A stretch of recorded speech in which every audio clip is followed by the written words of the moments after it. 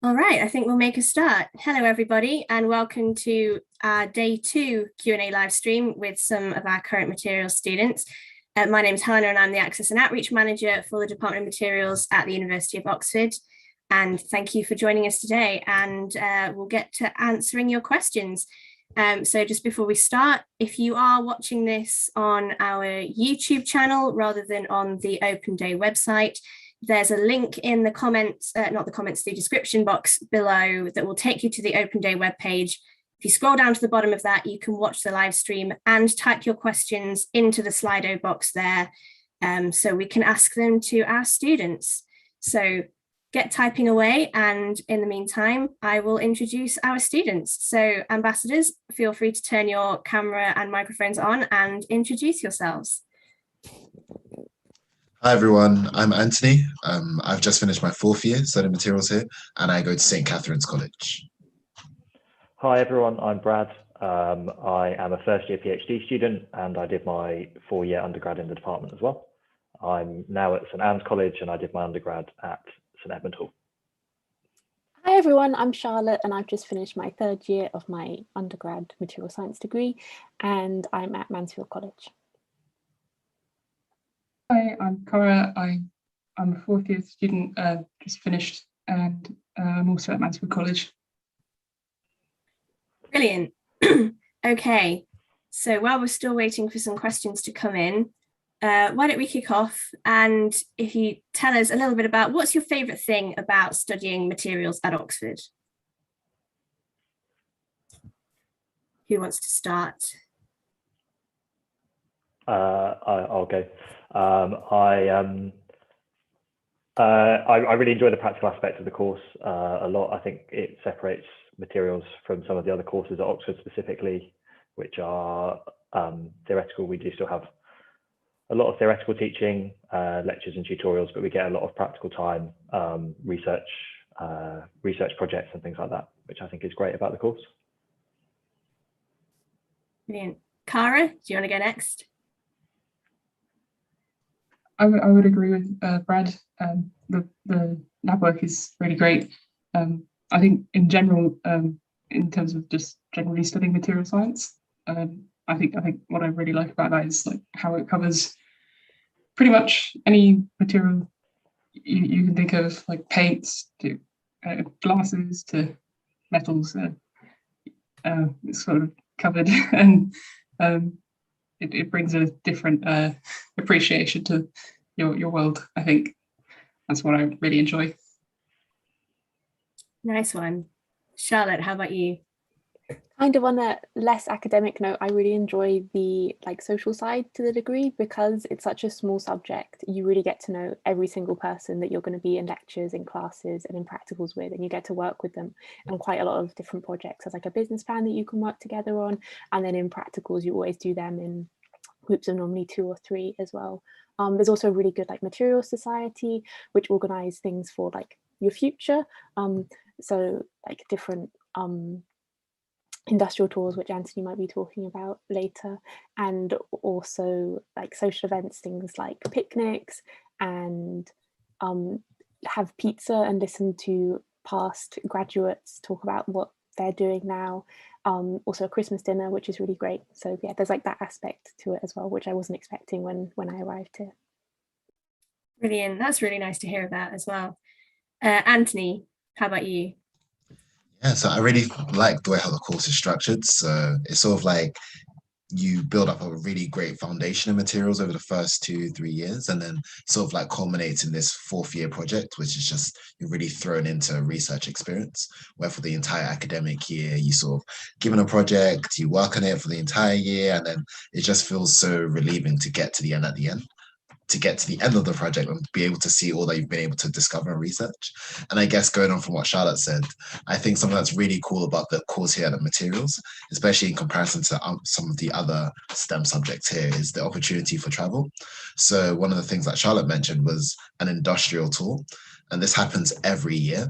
So every year there's an opportunity as a materials undergraduate and graduate as well to go to a foreign country to see the way how material science is applied in industry in different countries, and go to, as well as having free time alongside it as well.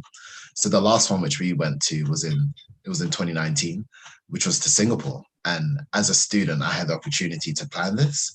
It was really great because we were there for 12 days. We went to the Rolls-Royce campus in Singapore, as well as we saw some semiconductor device-based materials in Singapore as well, while still having the free time to actually explore the country too. So yeah, it was really great to sort of have that additional opportunity in addition to the academics.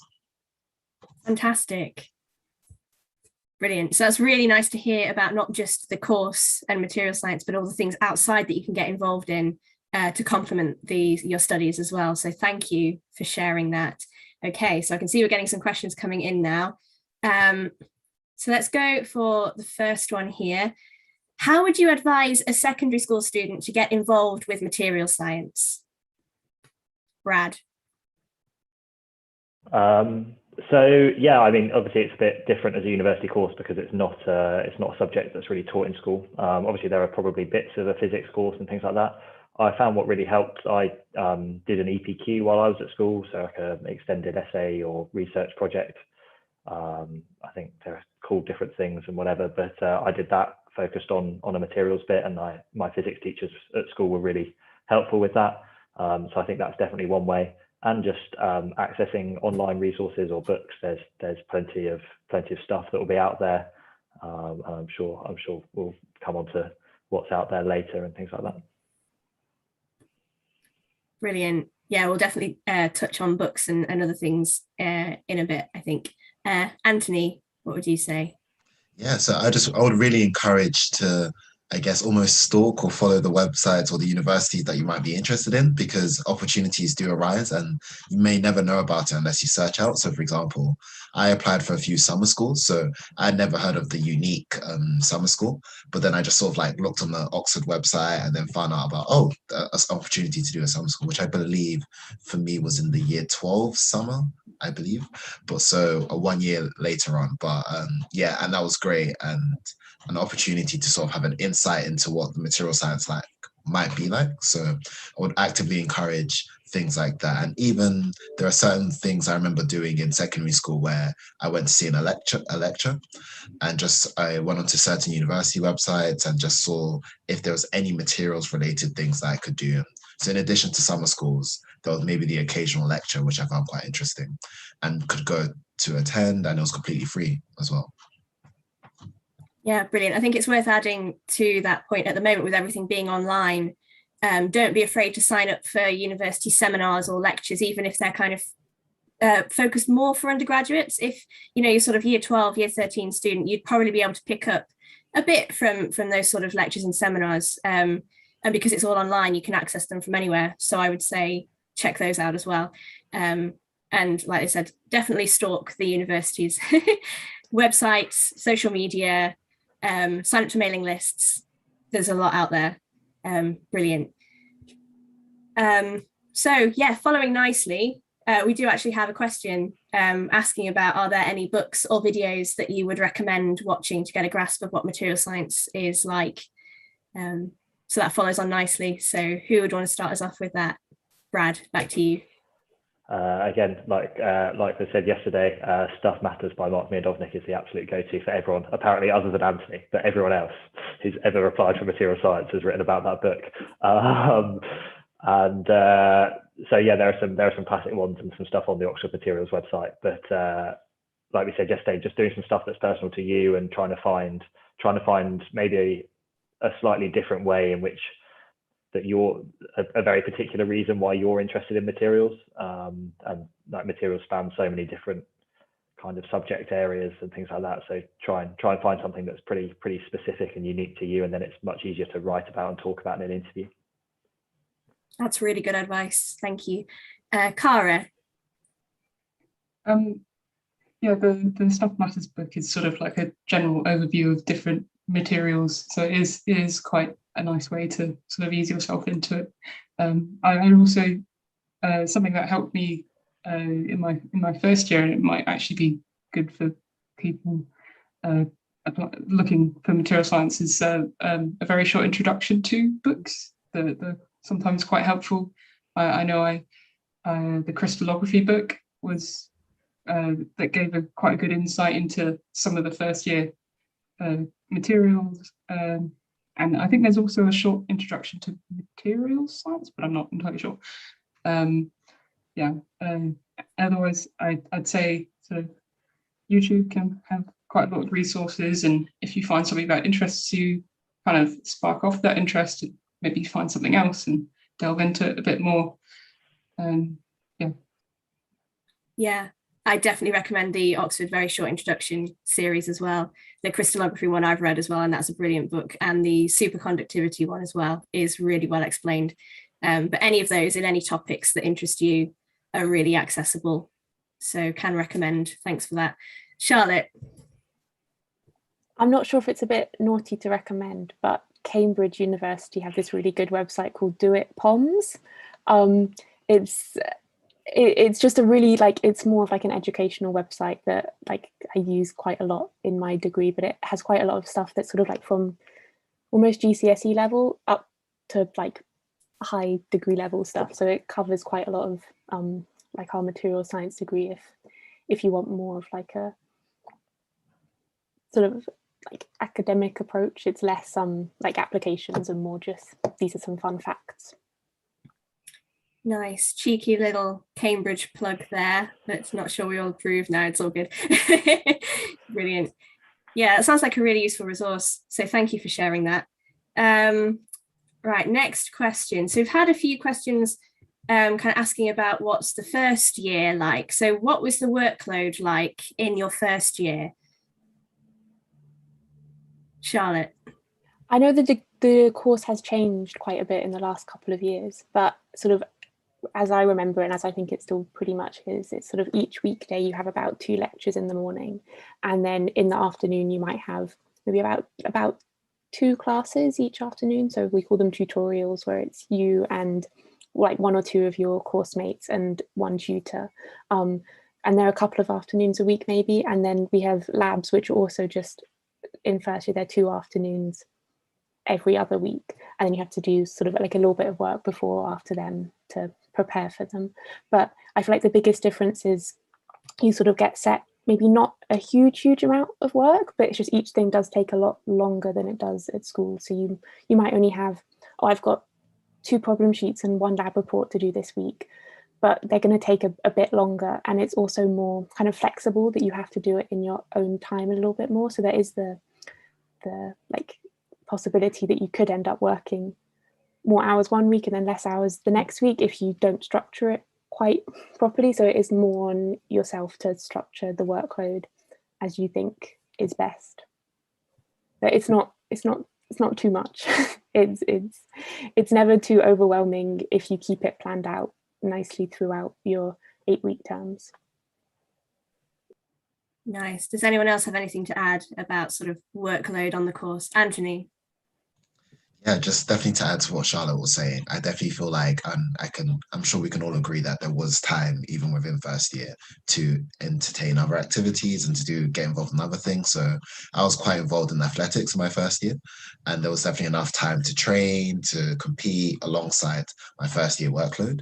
So yeah, I definitely wouldn't want anyone to feel as though, oh my gosh, it's Oxford, there's no time to do anything other than studying. Like, there's definitely time in between studying and preparing for labs and tutorials to still do other activities like sports or music or things like that. Yeah, I think that's a really, really nice thing to mention, that a lot of people don't realize there is the free time to get involved in loads of clubs and societies, and Oxford has so many, which leads on to the next question we have actually. Are there any clubs or societies associated with material science? So Charlotte, go ahead. Yeah, so I think I mentioned it earlier, but there's Materials Society, MATSOC, which is run by a committee of undergraduate and graduate students with quite a lot of support from the department as well. And they kind of have like 2 aspects to them. They run fun like social events, which are just like welcome drinks at the start of term, Christmas dinners, picnics in the summer, barbecues, like really nice things like that, which really do mean that you get to know basically everyone in the department, at least everyone in your year, and a good chunk of the people in the years above and below you.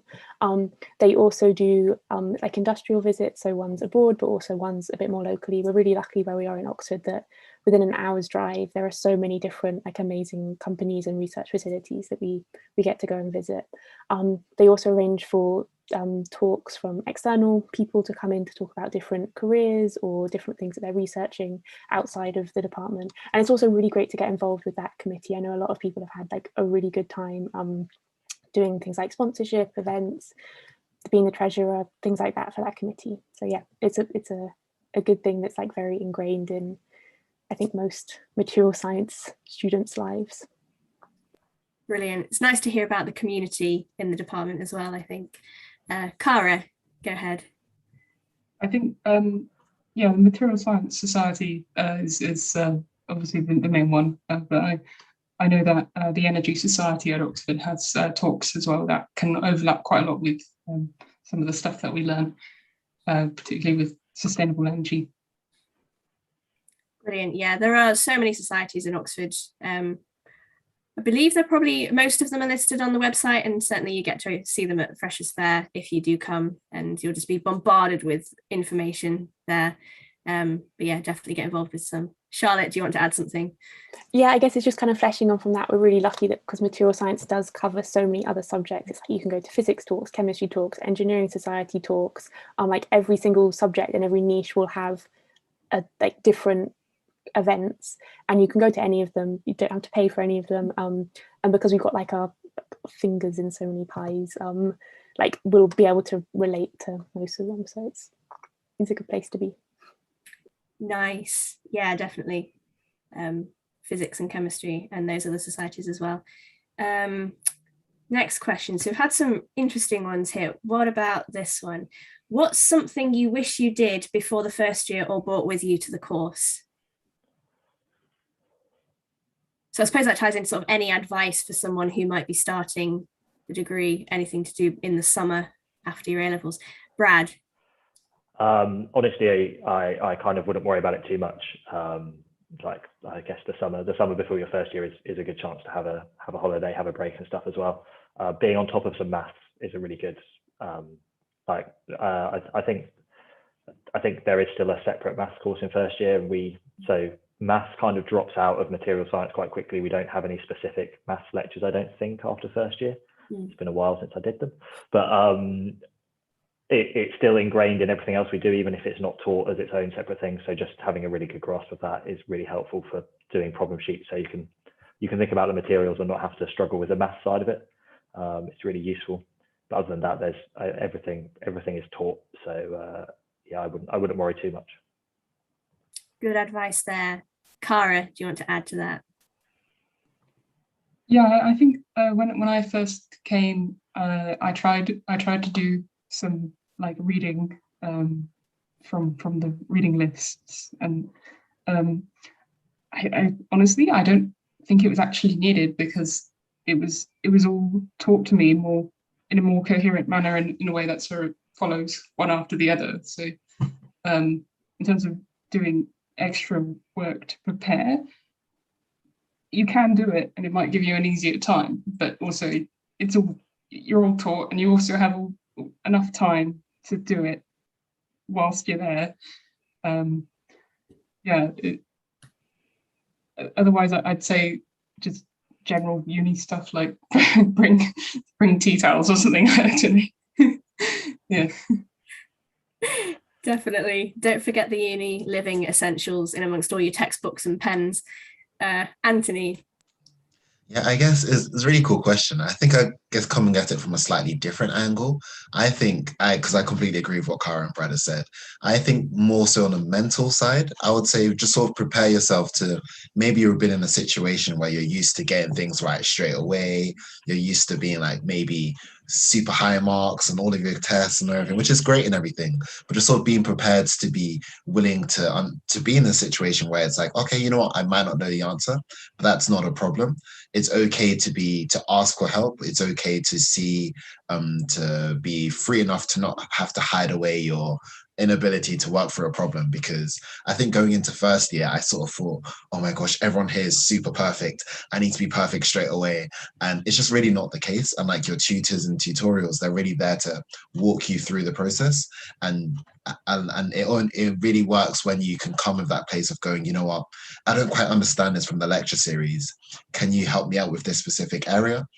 So I really would say encouraging yourself to prepare yourself to be in an environment where maybe you're not used to having all the answers all straight away, but you're still willing to work through that process with a tutor or tutorial partner, I'd probably say. I think that's a really, really good point to raise. Thank you for bringing that up, Anthony.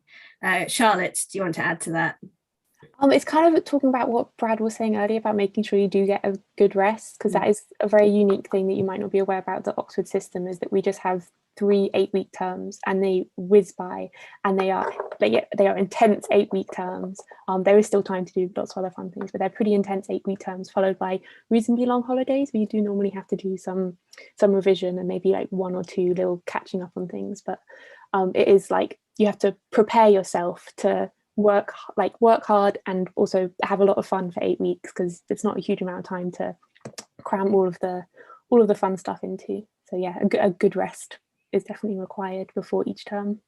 Incredibly good advice there. Cara, do you want to say something else too?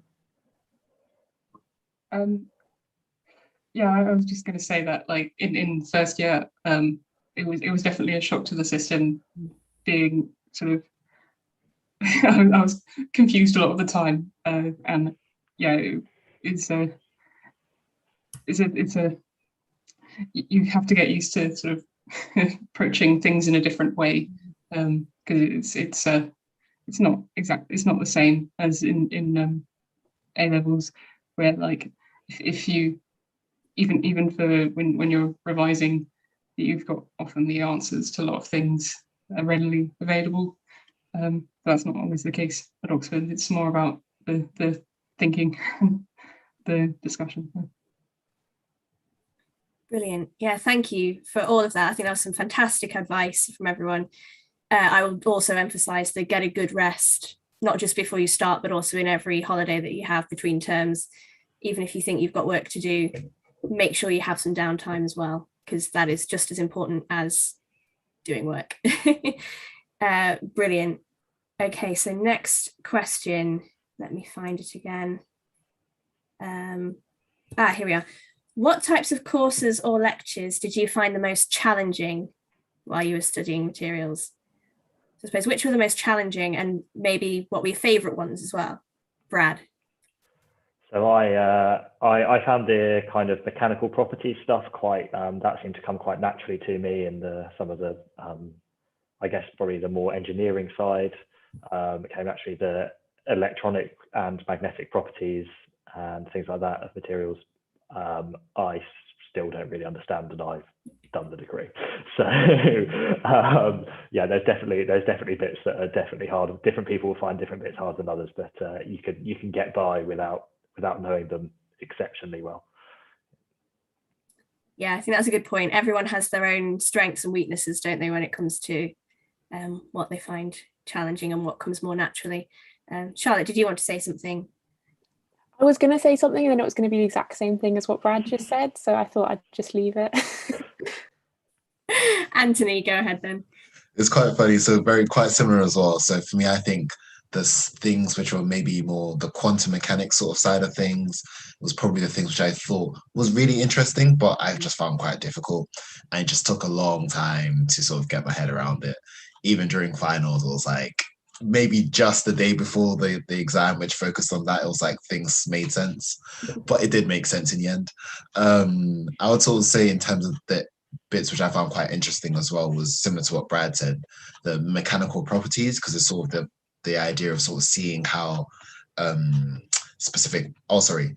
microstructures of materials, because that's sort of understanding, oh wow, that's cool. So because of this specific atomic arrangement or this specific arrangement of the structure of this material, this is what gives it this mechanical property. And so I really like how those two courses work together, understanding the specific microstructure of a material and how that impacts its mechanical properties. So yeah, I would say that's probably like the bit which I found most interesting, but the harder bits was maybe more of the physicsy, quantum mechanics, sort of magnetism, all that stuff. Brilliant. Cara, how about you? I know in first year I found the thermodynamics course particularly difficult because it seemed quite fast to me, and also sometimes crystallography, but we had loads of classes for that and I felt quite comfortable at the end. I think the things that I struggled to grasp the most were sort of very conceptual things. So like the microplasticity course that we do, it took me quite a while to sort of really get my head around dislocations in materials. And like the others said, sort of electronic orbitals and sort of the intense physicsy side was also, it took me a bit of a while, but I got there eventually. Yeah, so it's definitely the very theoretical concepts that are hardest to grasp. Yeah. Nice. Okay, Brad, do you want to say something else as well? Yeah, just off what the other guys have said, I think as much as there are definitely bits that we all have found difficult in the course, they're actually sometimes the most rewarding bits, with the fact that Cara was saying we get the crystallography classes. Like, crystallography is a bit of an alien concept when you first start it, and I remember that I had my college tutor for the start. I was saying I struggled with the electronic magnetic side of things, but the tutor I had for that was so excellent, and I almost enjoyed going to those tutes more because I felt I got a lot more out of them than the ones sometimes when I picked things up quite easily. And it was, the tutes are still really helpful, but they're the ones where you go in really feeling like you're a bit lost and you come out a lot more confident. The other side are really rewarding. Yeah, and I think that's a really special thing about Oxford and the way its teaching system works, is you have these tutorials where you have the opportunities to, as Brad said, go in kind of feeling a bit lost, but then coming out having had that discussion with the tutor, who is like a world-leading expert on the topic, and you feel like you're more comfortable with the subject now. And yeah, that's a really special thing about Oxford, I think. Brilliant. So thank you for that insight there. So we've had another really interesting question here. Have you had to change your methods of studying to suit material science at university? So kind of going back to how, I know it was mentioned before that it's a lot more independent with how you structure your time, but do you have any advice for sort of how you might have to adapt to studying in that way? Charlotte? I'm not sure if it's just because of the way that I would always revise at school, but then I would always do like past papers and check them with mark schemes. But we don't have mark schemes, so it means that like working collaboratively is really beneficial. So you can check answers with friends or even like with tutors, and then also like leading on from what Anthony was saying earlier as well, that you do have to change your mindset from, you're not aiming for like 100% anymore. Like, so you kind of have to be more okay with, okay, this I don't really understand. I'll try my best to understand it. I'll read around. I'll try my best. But if I can't understand it, then that's also okay. And there's no point. I know I'm not really a perfectionist, but I know some people who are perfectionists like can't stand that and will spend way too long working on something that it's just not really necessary. Yeah. Great insight and advice there. Thank you. Cara, what would you say?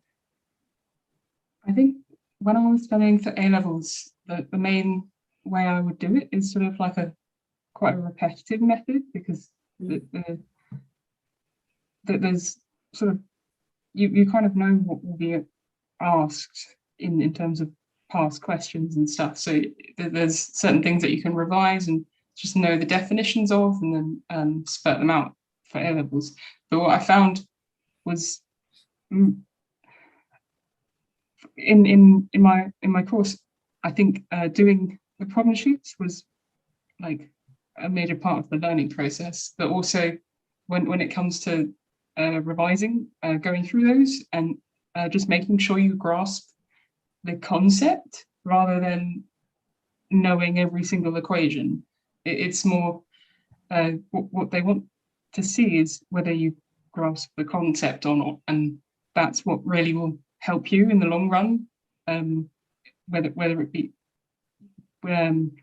because then you can apply what equations you know and what other concepts you know, and you can link them together, and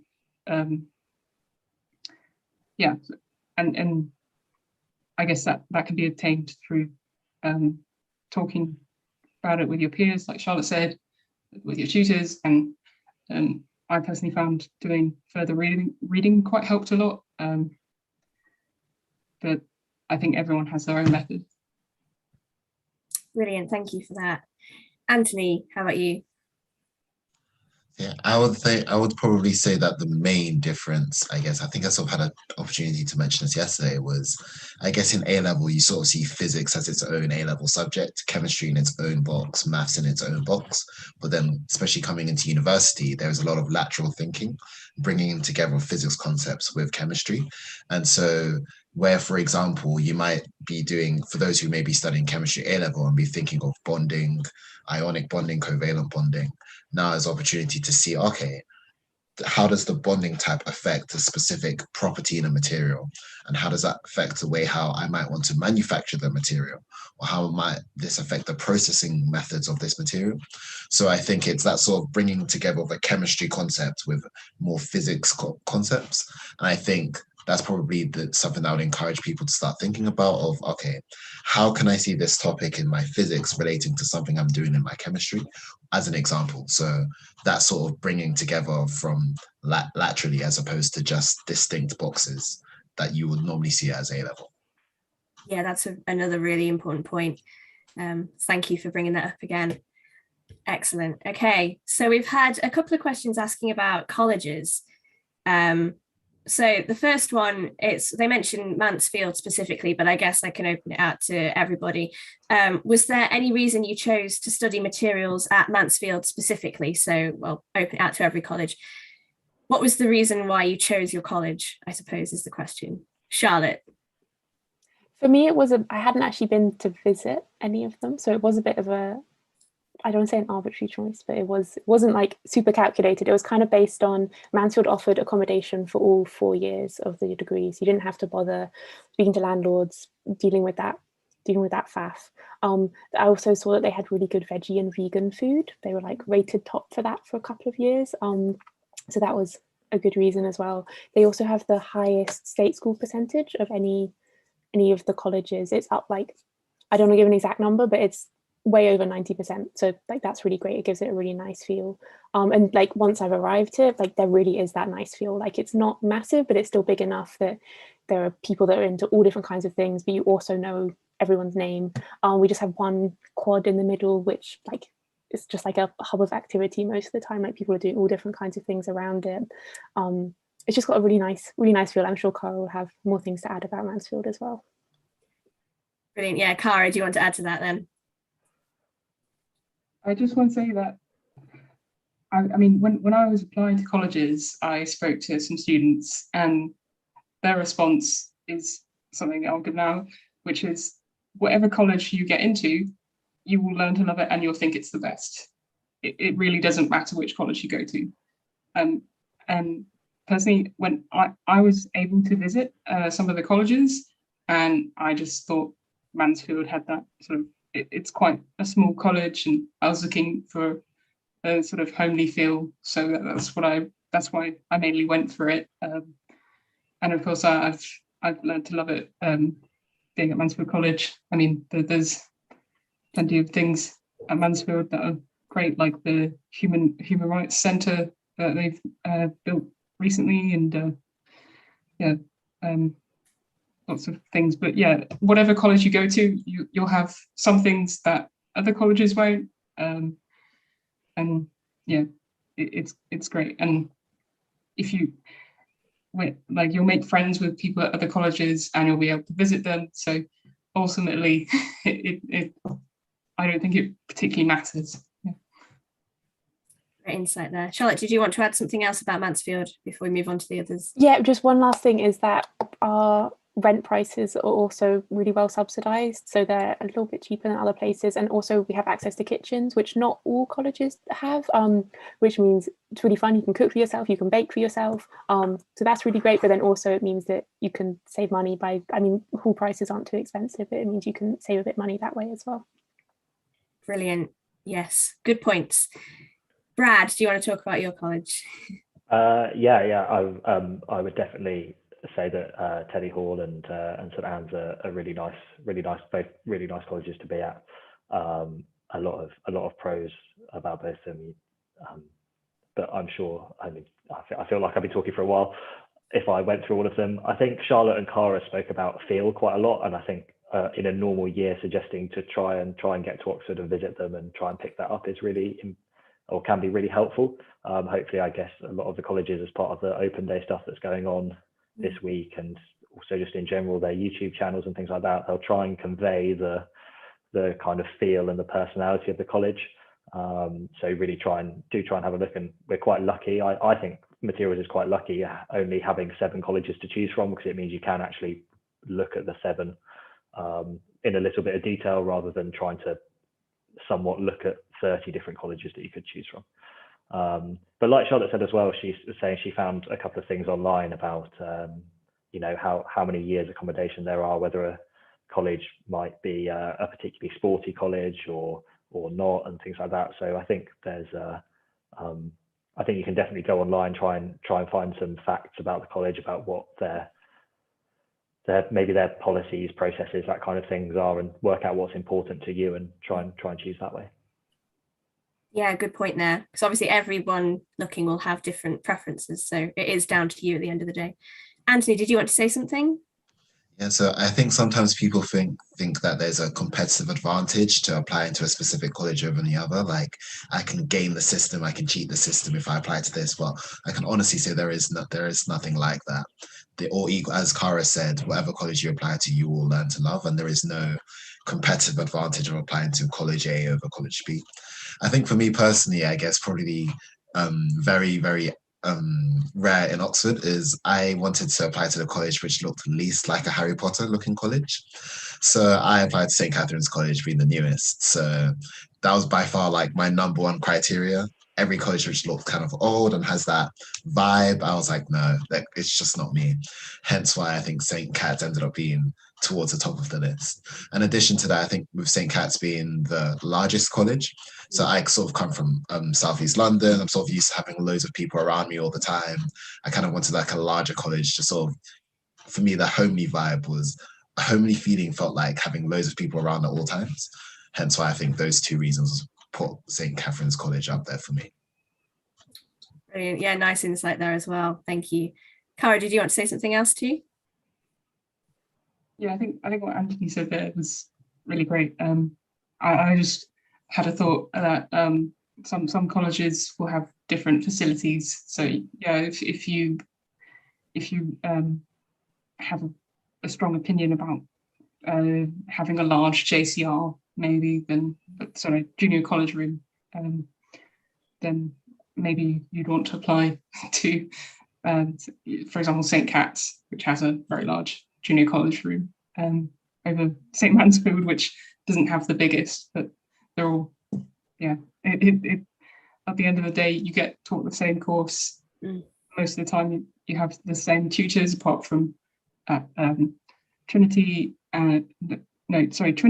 Mansfield share a pool of tutors, whereas the other colleges have their own tutors. So that might be something you want to consider, but it ultimately it doesn't make much of a difference, like Anthony said.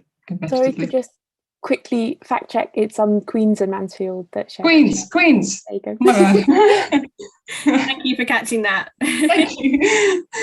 I was right the first time. Brilliant. And does someone want to just quickly explain what a JCR actually is? So the Junior Common Room. Brad, go ahead. It's part of Oxford language that there's a few bits that we might say by accident. It's 2 things. It's both a group of people and a physical space. So the JCR is anyone doing an undergraduate degree at that college, is the group of people, and the JCR will also elect a committee to represent them to college for certain matters, to put their points and their views across the college. It's also a physical room where that the JCR group of people, all the undergraduates, will have a specific common room where they can hang out. They tend to have sofas, TVs, maybe like a pool table, Different colleges will have different things in them, but that kind of thing. Brilliant. Yeah, thank you for that explanation. Great. Does anyone else have anything they want to add about colleges and their experience? I think I'll just echo, no matter what college you end up at, you will agree that it is the best. Your college is always the best college. Brilliant. So let's have a look here. Oh yeah, so we've had a question asking about interviews. So what would your advice be for interviews? And what was the mix of questions like, kind of physics, chemistry, maths? So any advice, and what sort of questions were you asked? Charlotte, go ahead.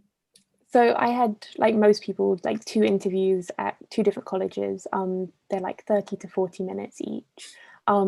And I got asked to start with a couple of questions about my personal statement, but they were more like sciencey questions about my personal statement. So they were telling me to like draw the molecules that you used when you did this like group project together. It was more like still focused on the science and the maths and the physics and the chemistry and whatever. Also got asked like a couple of like maths questions. I feel like getting asked to draw a graph is quite common. So getting like really good like just general graph drawing skills is really handy. You also get asked questions which kind of start with normally something in physics that you could be quite familiar with. For example, like the material section in the physics A level about like stress strain graphs, Young's modulus. You could be asked something that starts off with that and then leads down different paths that you might not be as familiar with, but it's really like a 2-way conversation. So you can ask questions in the same way that they can ask questions to you. And it can also be linking in things that you've done in physics and then, oh, that's something I've done in maths, but now we're living it to physics, or something I've done in chemistry and now we're doing it here as well. So it really is like stuff that you have learned at school, so it doesn't require any like extra reading or anything, but that is great to do, but taken in all different directions. But yeah, it's nothing too scary, and definitely like a 2-way thing. They want to get a feel for you as well as you getting a feel for them. Brilliant. Yeah, that's brilliant insight and advice again there. Cara, do you want to add to that? I found that something that really helped me prepare was I was able to get someone to sort of simulate a tutorial experience, asking me questions and sort of talking about it, because what the interview is really sort of a tutorial simulation, and the looking for how you think, and so saying what you're thinking and will really help, because then the interviewers can sort of bounce off that, and they can maybe ask you a different question that might take you down a different path, leading you to the answer. And yeah, with the graph drawing questions, that they give you an equation and ask you to draw it, and that's how they sort of see how you think in a mathematical sort of way.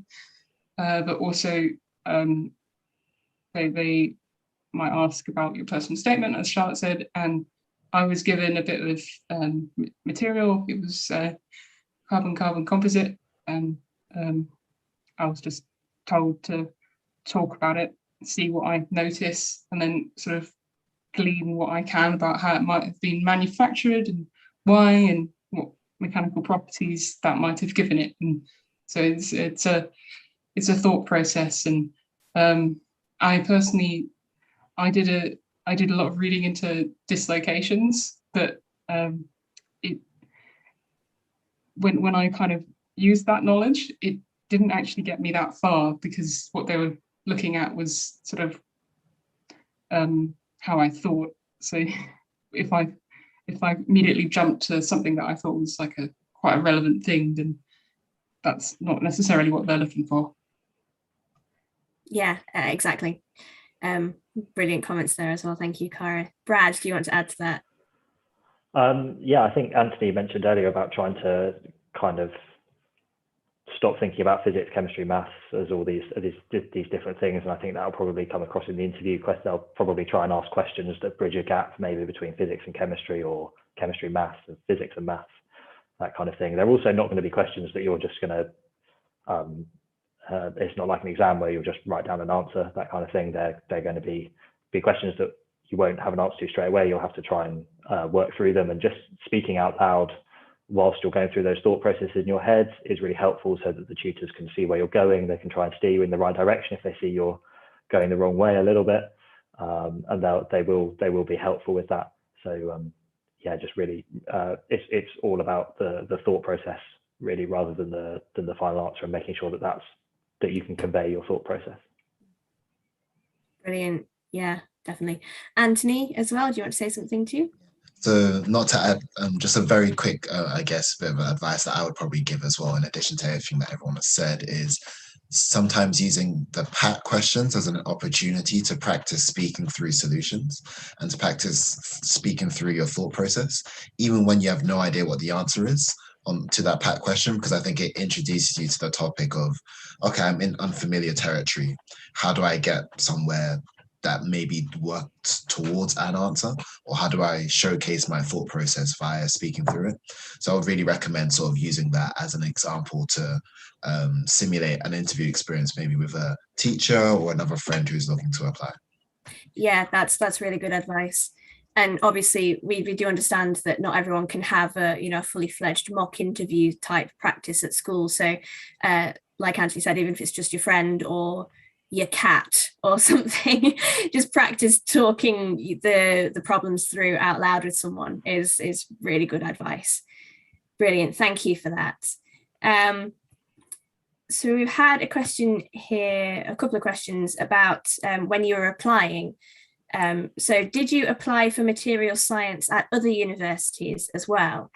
And because obviously material science is only offered as a subject by that name at a handful of universities. So did you apply to other universities for material science? And how does material science at Oxford differ from the other universities that you might have applied to? Cara, do you want to start? Oh, I think you're muted. I did apply for 4 out of my 5 university choices. I applied for material science, or materials engineering.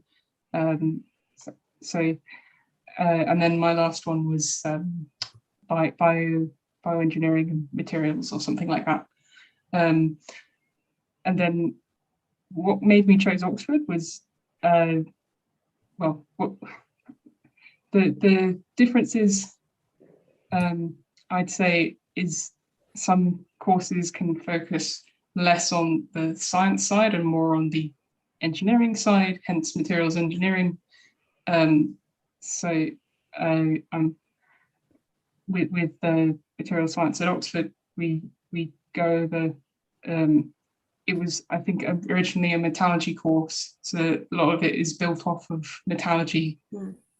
So some places might offer more content on sort of organic materials and the manufacturing and sort of a more medical side of it.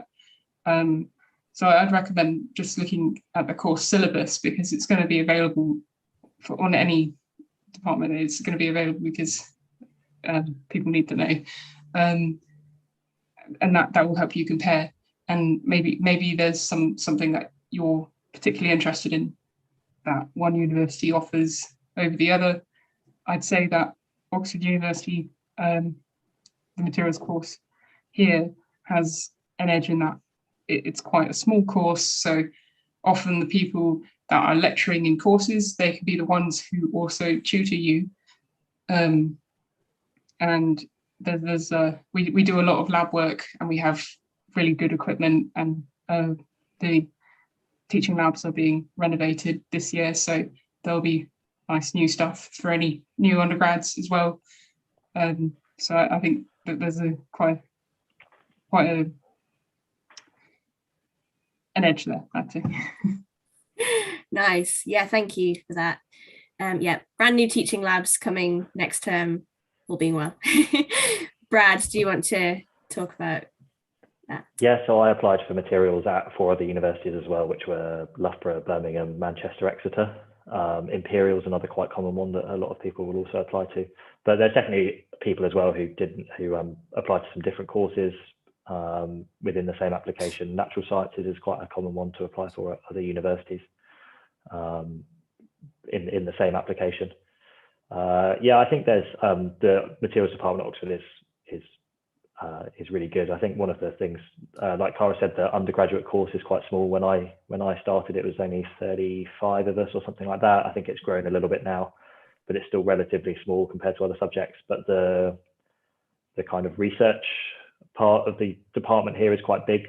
So our ratios are the ratios of professors to students and postdocs to students and things like that is really high. So you can have a lot of contact time. There's a lot of really class facilities and people who are experts in using those facilities as well. So you get a lot of opportunities because there's a really kind of easy access to a lot of professors.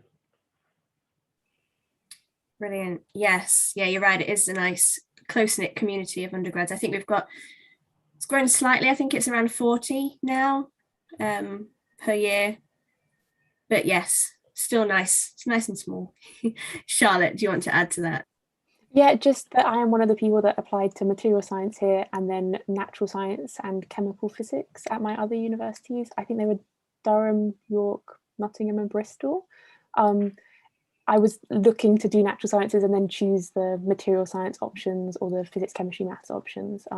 So it would be like a vaguely similar degree. Apart from here, it's just because that's what it's intended to be. It's intended to be material science. So I did manage to write a personal statement that somehow catered for all of them. I'm not sure if I would advise it, but it is possible. Yeah. Yeah. Do you have any specific advice for anyone who might be in that sort of situation and trying to write their personal statement for different courses?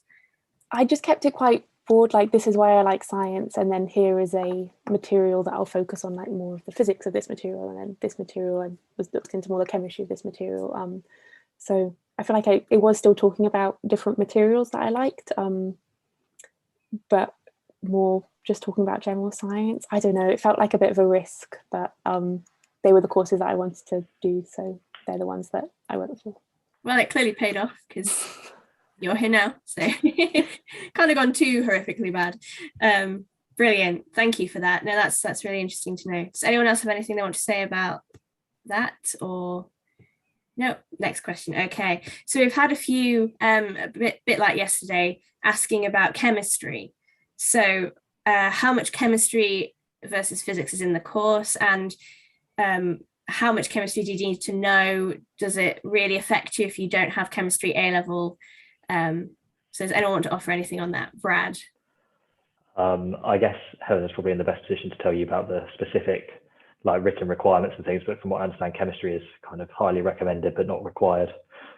So it's not, you can still apply if you haven't done it. I would say the knowledge is really useful. It makes your life quite a lot easier when you're here if you've done chemistry and you have that knowledge base from A level.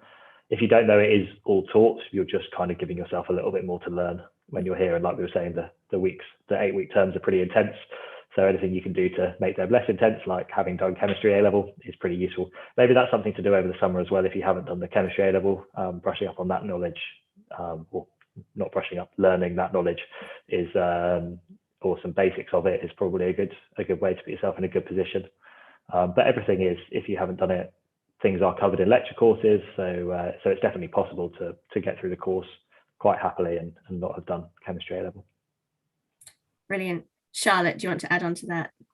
Just to add a couple of specifics, it feels like from talking yesterday that it's like the entropy, enthalpy, sort of the thermodynamics part of chemistry that you might be missing out on.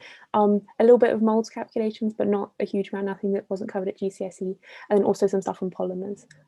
Those are kind of like the 3 areas of chemistry that we do use a decent amount, but yeah, it is all taught from the bottom. But if you are looking to apply here and you get an offer, but you haven't done chemistry, those are maybe the 3 main things to have a look at over the summer, if you have time amongst all the resting. Yes, resting is important. Cara? Like Brad said, it does help you in that I'd say if you've done chemistry, you'll have a grasp already on some of the concepts that you get taught in the first year, and that can be helpful because it means you can sort of apply them to other subjects that you might get taught. Allows for easier lateral thinking, I guess, but also it is all taught, and it's taught in a manner that I would say is slightly different from chemistry A levels, because it's done in a material science way. So there's never a chemistry course, but it's like you might use your knowledge of sort of energy levels and from chemistry in doing, say, stuff like certain microstructural things. So if knowledge of surface energy and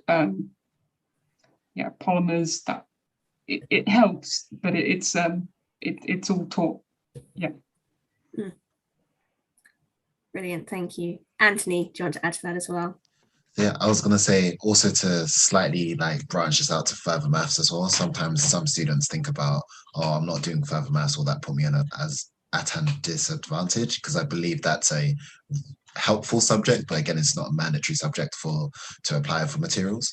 And yeah, once again, like chemistry, you will be brought up to speed. So in the first year course, there is a mathematics for materials course, which brings everyone up to speed. So I remember my tutorial partner here at St. Catherine's College, he didn't do further maths, but by the time they ended the course, and I did further maths, but I was asking him questions by the end of the course because he just understood things a lot better than me in certain aspects. So you could definitely be assured that, similar to chemistry, with further maths as well, though it might help initially, everyone will be brought up to the same level by the end of the year. Brilliant, thank you. And Cara, do you want to add a final thing to that?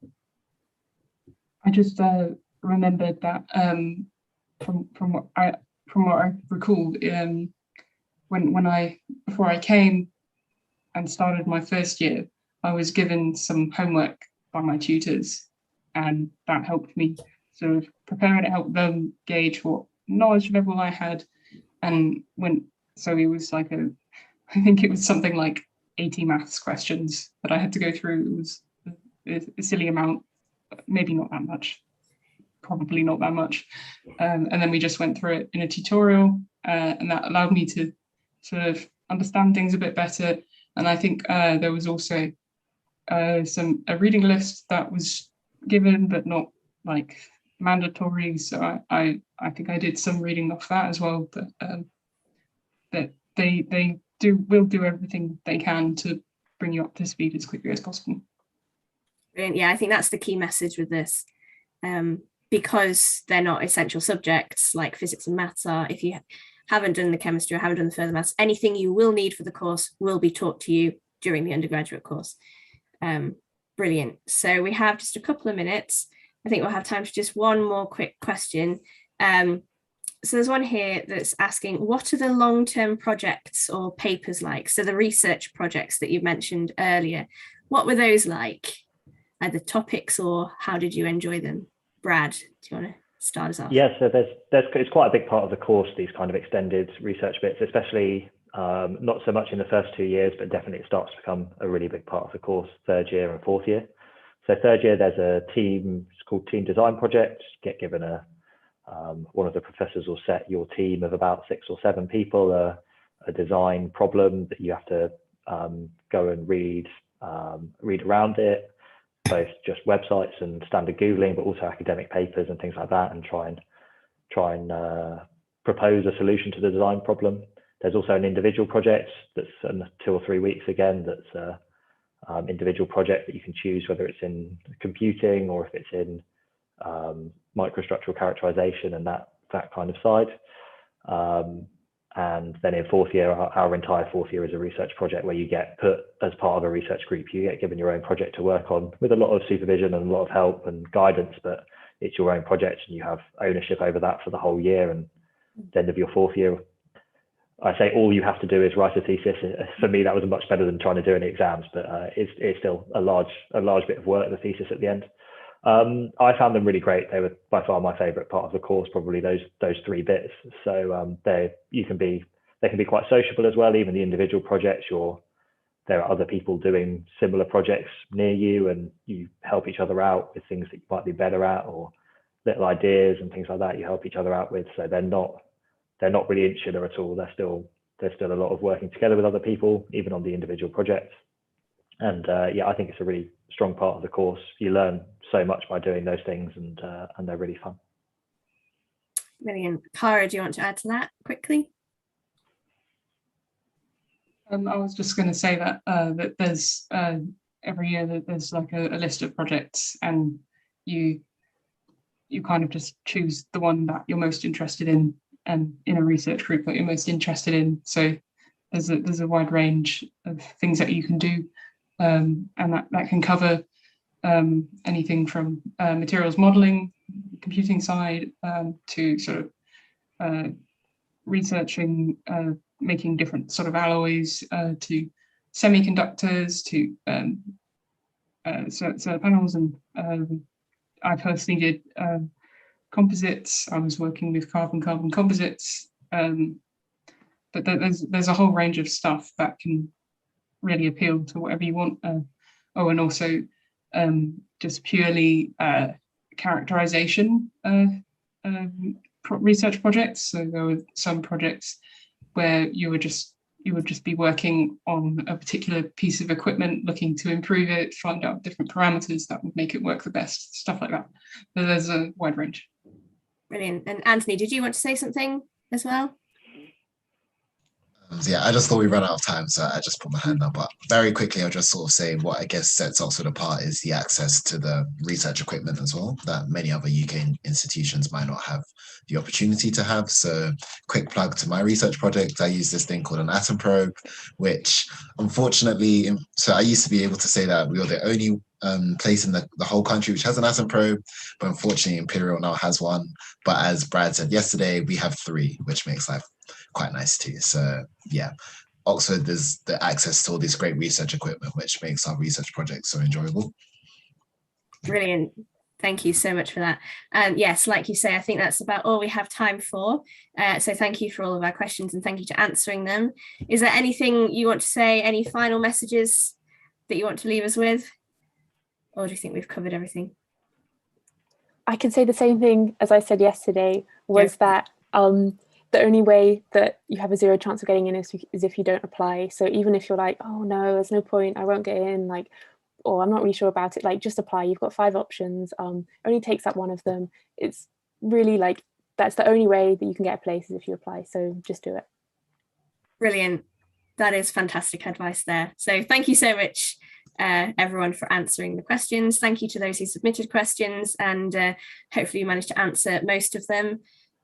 Thank you for watching, and I hope you enjoy the rest of the open days. So, bye. Thank you.